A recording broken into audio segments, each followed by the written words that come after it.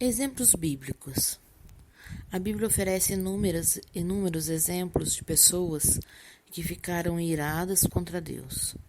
No texto de Gênesis 4, há o registro da rejeição de Caim e de sua oferta por Deus, e da aceitação de Abel e sua oferta. O Senhor aceitou com agrado Abel e sua oferta, mas não aceitou Caim e sua oferta. Por isso Caim se enfureceu e o seu rosto se transformou. O Senhor disse a Caim: por que você está furioso? Por que se transformou o seu rosto?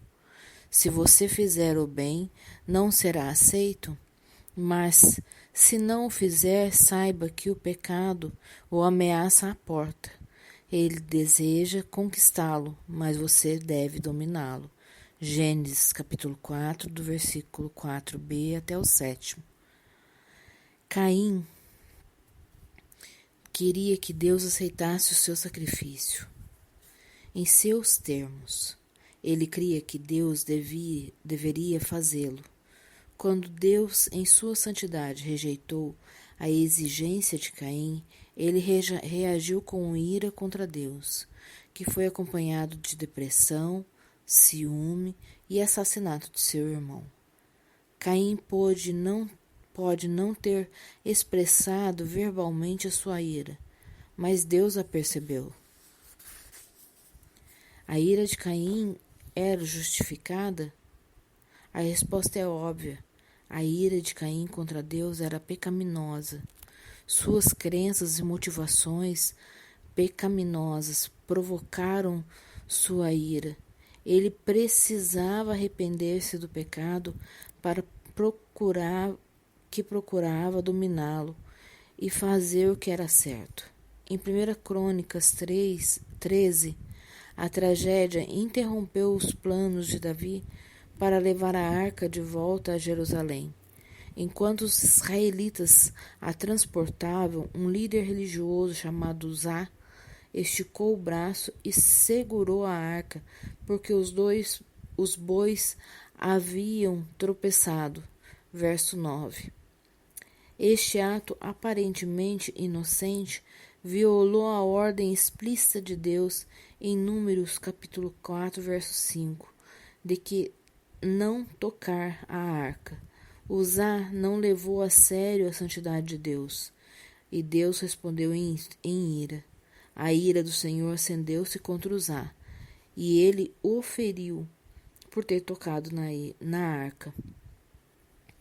Uzá morreu ali mesmo, diante de Deus. Verso 10. Como foi que o rei Davi reagiu a essa ação de Deus? Davi ficou contrariado, porque o Senhor, em sua ira, havia fulminado a Uzá. Naquele dia, Davi teve medo de Deus. A maioria dos comentaristas concorda que Davi considerou a ira de Deus severa demais.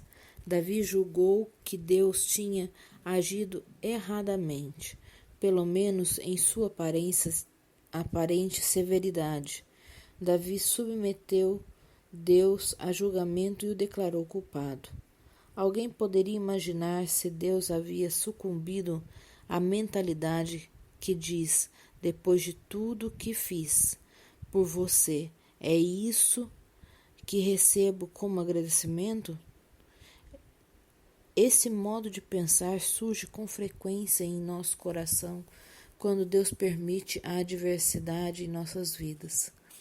Cremos que Deus nos deve alguma coisa melhor que as dificuldades providenciais que enfrentamos. Para Carolina, envolvia exigências sutis de que Deus a tratasse com bondade, porque ela fora uma esposa fiel, mãe amorosa e boa crente durante 14 anos. As cláusulas determinantes em tais mentiras é esta: Deus deveria. Podemos imaginar Davi murmurando: Deus, com certeza tu poderias ser deixado passar o erro inocente de Uzá. Ou talvez poderias tê-lo punido mais tarde, em particular, ou menos drasticamente. Teu golpe fulminante e violento acabou minando a moral de todos os envolvidos em nossa missão. Missão essa que tu estávamos cumprindo para ti só para lembrar. Embora a narrativa não traga qualquer condenação explícita, o contexto implica a desaprovação divina a Davi por sua ira, especialmente à luz da temerosa decisão do rei de abortar a missão. Dificilmente alguém pode concluir a partir deste texto que está certo, ficar irado contra Deus. Ou podemos considerar Jonas. Deus havia chamado este profeta para proclamar a salvação à cidade pagã de Nínive, inimiga de Israel. Relutante, Jonas cumpriu a tarefa. Nínive arrependeu-se. Deus retirou sua ira e Jonas ficou irado contra Deus. Tendo em vista o que eles fizeram e como abandonaram os seus caminhos, Deus se arrependeu e não o destruiu como tinha ameaçado. Jonas, porém, ficou profundamente descontente e com isso se enfureceu. Ele orou ao Senhor e disse: Senhor, não foi isso que eu disse quando ainda estava em casa? Foi por isso que eu me apressei em fugir para Tarsis. Eu sabia que tu és Deus misericordioso e compassivo, muito paciente, cheio de amor e que prometes castigar, mas depois te arrependes. Agora, Senhor, tira a minha vida, eu imploro, porque para mim é melhor morrer do que viver.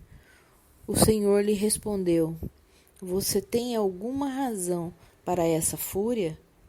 Jonas saiu e sentou-se num lugar a leste da cidade. Ali construiu para si um abrigo, sentou-se à sua sombra e esperou para ver o que aconteceria com a cidade.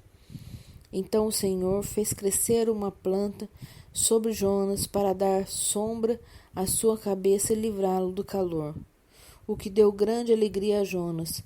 Mas na madrugada do dia seguinte, Deus mandou uma lagarta atacar a planta e ela secou-se.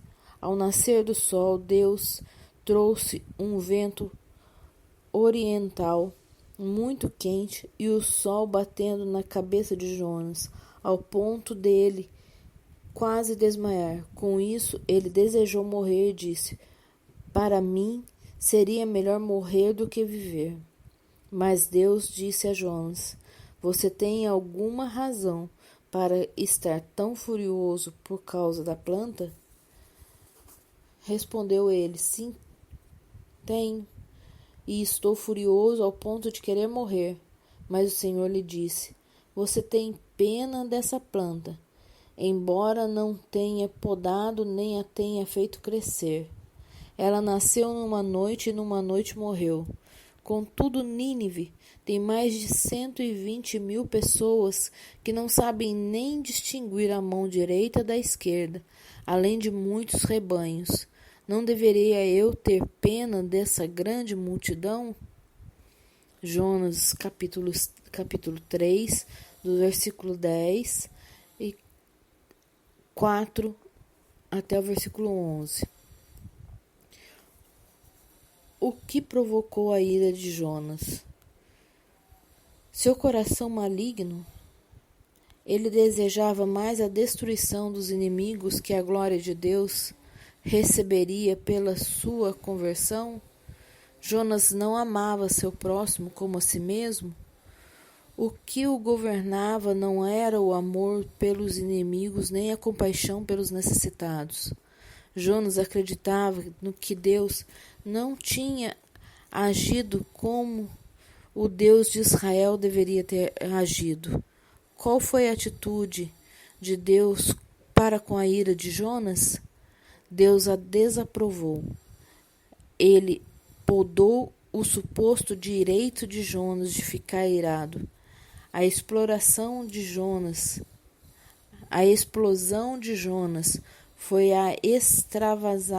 foi o extravasamento de sua carne pecaminosa, e Deus o desmascarou como tal. Não era correto para Jonas, nem para qualquer outra pessoa ficar irado com Deus. Podemos citar outros exemplos bíblicos de ira com Deus e os reis rebeldes em Salmos 2, a esposa de Jó em Jó 2, o rei Asa em 2 Crônicas, capítulo 16, dirigida contra o profeta de Deus, a multidão israelita contra Jesus em João 7:23. Cada um desses incidentes revela os mesmos temas. A ira contra Deus é sempre errada, visto que o que acusa Deus de praticar o mal.